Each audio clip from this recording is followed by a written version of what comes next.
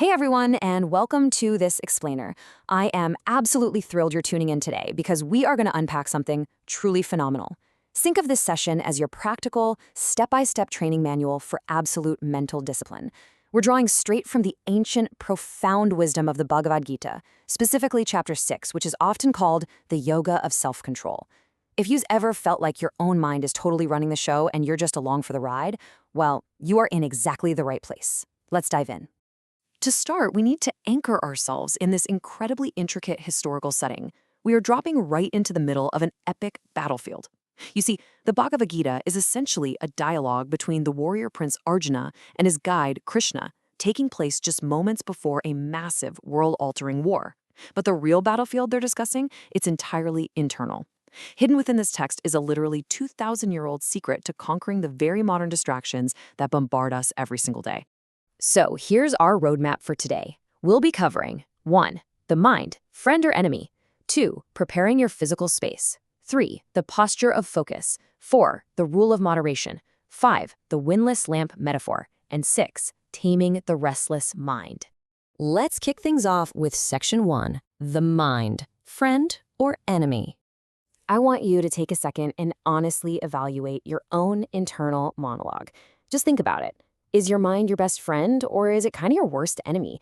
When you set a goal, does your brain act like your biggest cheerleader, or does it throw like 1,000 random distractions right in your path? The personal stakes of self-control are incredibly high here, and just recognizing that is step 1. Chapter 6 lays this dual nature out perfectly.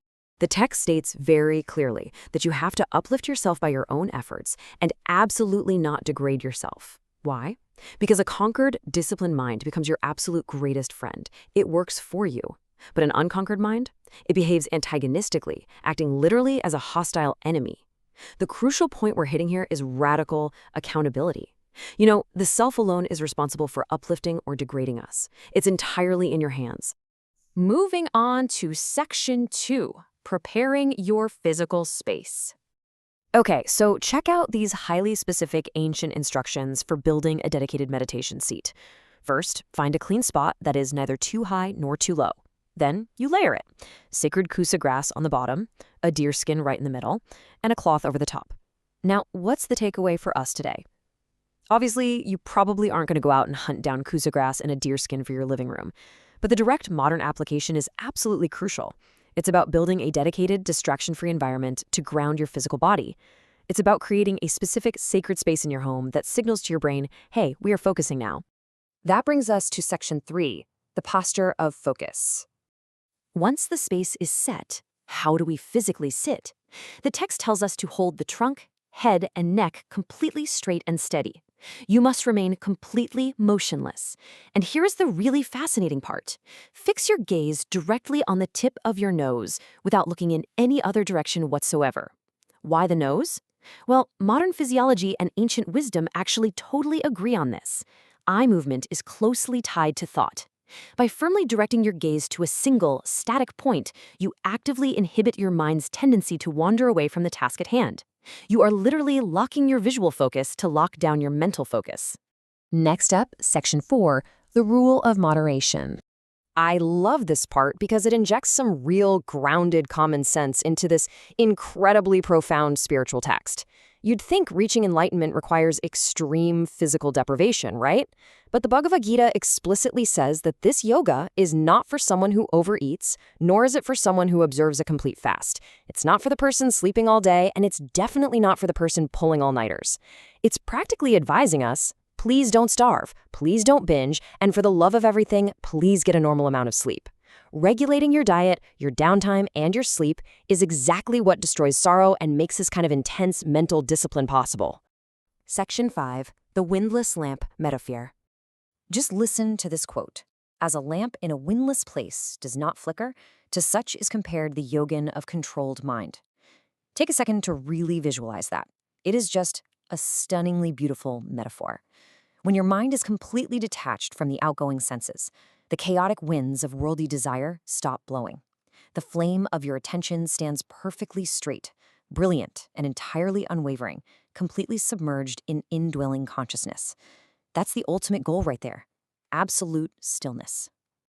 And finally, Section 6, Taming the restless mind. This right here is the climax of the whole dialogue. And Arjuna, he is the ultimate, deeply relatable audience surrogate in this moment. He hears all these intense instructions and basically says, Krishna, the mind is unstable, it's turbulent, obstinate, and way too powerful. I think it is as difficult to control as the wind. It just perfectly validates our own modern frustrations, doesn't it? Trying to sit still and meditate often feels exactly like trying to reach out and physically catch a hurricane with your bare hands. No way around it, it's tough. But here is Krishna's reassuring, totally timeless resolution. He doesn't disagree at all.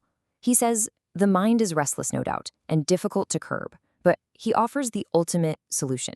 It can be brought under control by two things: repeated practice, known in Sanskrit as abhyasa, and the exercise of dispassion, known as vairagya.